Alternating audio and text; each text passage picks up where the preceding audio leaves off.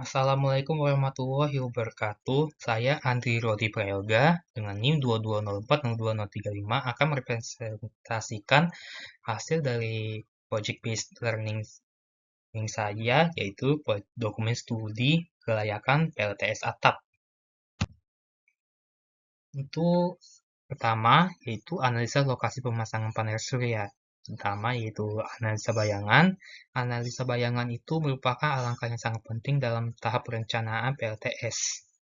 Analisa ini bertujuan untuk memastikan sinar matahari yang jatuh ke panel surya tidak terhalang oleh objek yang berada di sekitarnya, karena efek bayangan ini dapat mempengaruhi efisiensi modul surya dalam memproduksi listrik. Analisa bayangan ini dilakukan di rumah saya sendiri yang beralamat di Jalan Pasar Lama nomor 65A. Rumah ini memiliki atap berbentuk prisma dengan beberapa tingkat, ada yang menghadap ke utara selatan, ada juga lainnya menghadap ke arah timur barat. Atap utara selatan itu merupakan atap yang paling tinggi dan atap tersebut itu sebagian besar tidak ada bayangan halangan yang menghalangi sinar matahari mengenai atap tersebut, kecuali tiang listrik yang mana hanya sebagian kecil menghalangi aja. Sedangkan atap lainnya yang mengarah timur barat itu ada terkena bayangan dari atas, seperti atap yang tadi, atap utara selatan, dan juga karena dia mengarah timur barat sehingga menyebabkan atap tersebut terkena sinar matahari hanya sebagian waktu dari masing-masing atap timur yang hanya terkena sinar matahari dari pagi hingga siang, dan barat yang kena sinar matahari dari siang ke sore saja. Atap yang menghadap selatan utara itulah yang merupakan bagian tertinggi dari bangunan. Karena dia utara selatan, maka dia bisa terkena sinar matahari sepanjang waktu dari pagi hingga sore, sehingga itu potensi yang tertingginya. Karena dia tertinggi, dia tidak akan terhalang oleh bayangan atap lain, kecuali yang listrik tadi yang disebutkan. Sebaliknya, untuk atap timur barat berada di posisi lebih rendah dan berpotensi terkena oleh bayangan yang dapat mempengaruhi efisiensi penyerapan cahaya matahari. Oleh karena itu, pemasangan panel surya sebaiknya difokuskan pada atap yang menghadap utara selatan agar memaksimalkan penyerapan sinar matahari sepanjang hari dari pagi hingga sore. Nah, dan ini untuk foto dari rumah dari berbagai arah, dari utara, barat, dan selatan. Sedangkan untuk timur itu terdapat rumah sehingga tidak dapat difoto. Dan untuk gambar 4, foto foto rumah dari Google Maps, di mana area yang bagian biru itu adalah rencana yang akan dipasang PLTS atap. Berikut adalah langkah-langkah dari analisa bayangannya. Yang pertama, bayangan atap itu pada atap yang paling tinggi yang ditentukan itu nggak ada bayangan yang menghalangi sinar matahari mengenai ke atap rumah ini.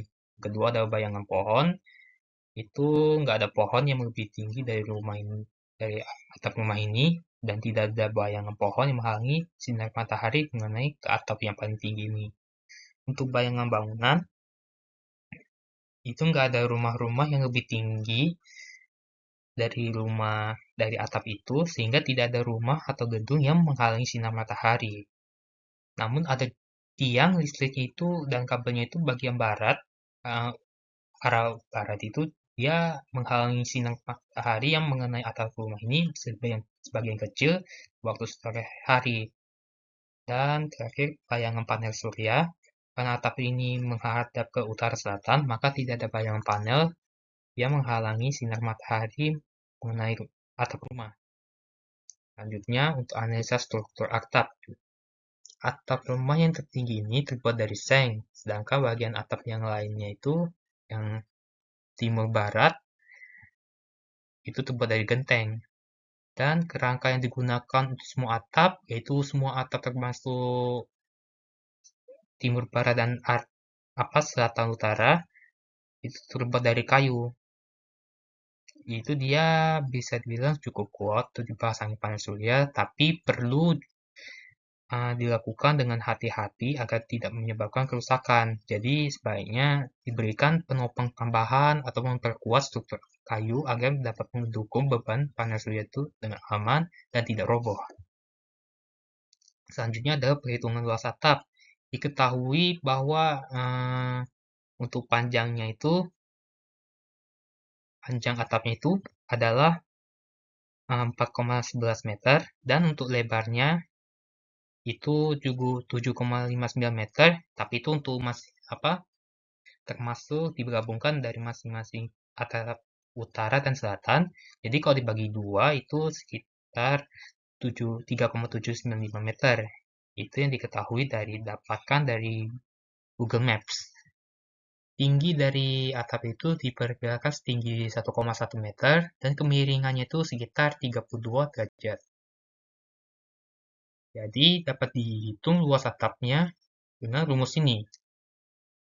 Luas atap miringnya itu P kali dalam kurung setengah kali cos alfa kurung, maka dimasukkan yang diketahui luas atap miring sama dengan 7,59 kali setengah kali cos 32 derajat, sehingga didapatkan hasilnya adalah 36,78 meter kuadrat.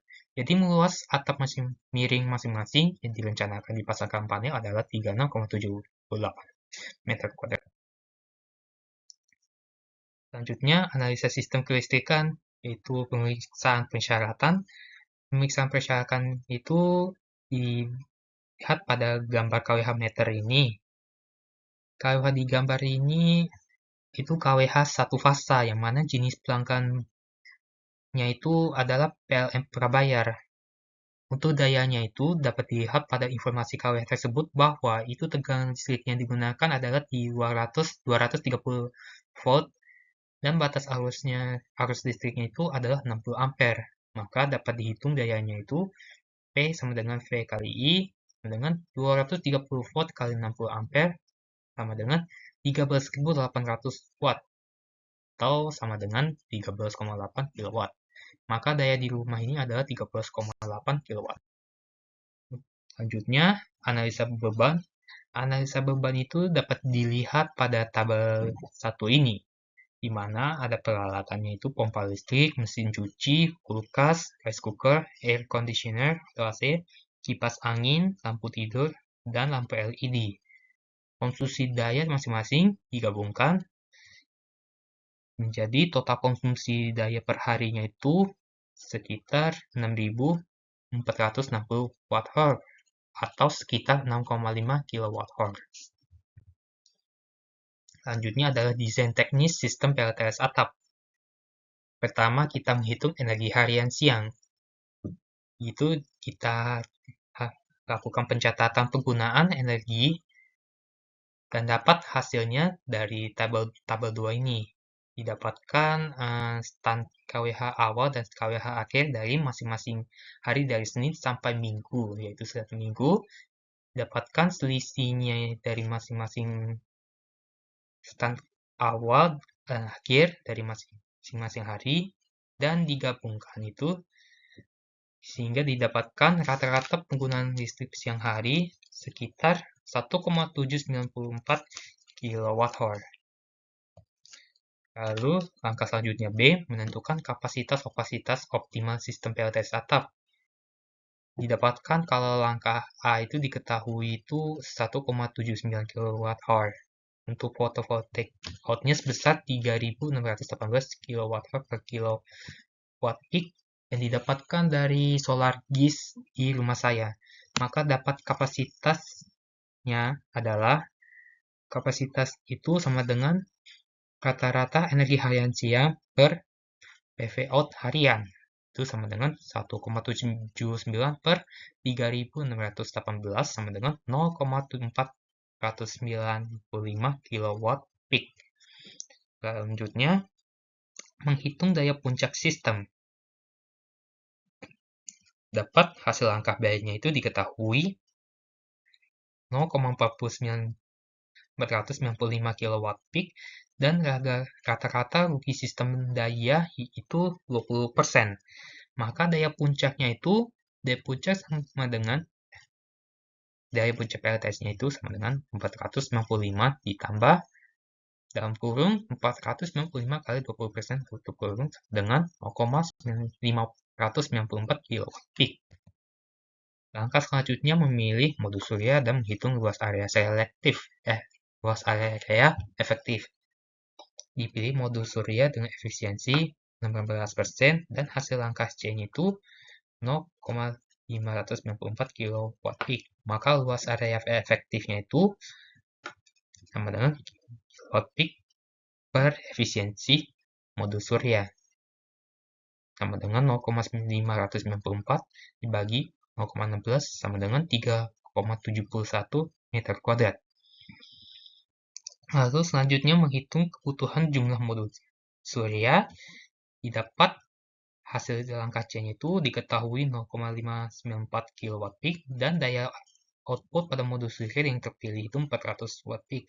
Maka jumlah modul yang dibutuhkan adalah 0,594 per 400 sama dengan 2 unit modul surya. Nah, untuk itu berikutnya adalah sudut yang didapat dengan menggunakan solargis untuk mengetahui sudut kemiringan atau inklinasi dan sudut azimut ditujukan sudut 3 per 180 derajat. Ini yang digambar yang didapat dari software SolarGIS. Nah, selanjutnya terakhir analisa finansial. Berdasarkan analisa-analisa yang telah dilakukan, dapat dilakukan analisa finansial dengan membuat data rencana anggaran PLTS atap dengan komponen-komponen utama yang ditentukan beserta harganya agar rencana pemasangan PLTS atap sesuai dengan kondisi analisa-analisa atap yang telah dilakukan. Dapat dilihat dengan tabel 3 ini. Pertama ada komponen surya poliskristalin 400 watt dengan jumlah 2 unit. Itu harga satuannya itu 2,8 juta rupiah dan total harganya itu adalah 5,6 juta rupiah. Yang komponen selanjutnya inverter on grid-nya 5 kW dengan jumlahnya 1 unit, harganya itu 9,5 juta. Mounting selanjutnya komponen mounting dan bracket seng itu jumlahnya 1 set dengan harga 4,5 juta. Komponen selanjutnya itu kabel DC dan AC dan juga MC4 dan proteksi dengan jumlahnya itu satu paket itu sekitar harganya 3,5 juta rupiah. Dan terakhir biaya instalasi dan jasa pemasangannya itu harga satuannya sekitar 4,5 juta rupiah. Dan total harga yang digabung yaitu harga dari masing-masing komponen digabungkan itu menjadi total biayanya itu 20.600.000 rupiah. Sekian dari presentasi saya. Mohon maaf apabila saya ada kesalahan kata dan kesilapan. Saya ucapkan terima kasih. Wassalamualaikum warahmatullahi wabarakatuh.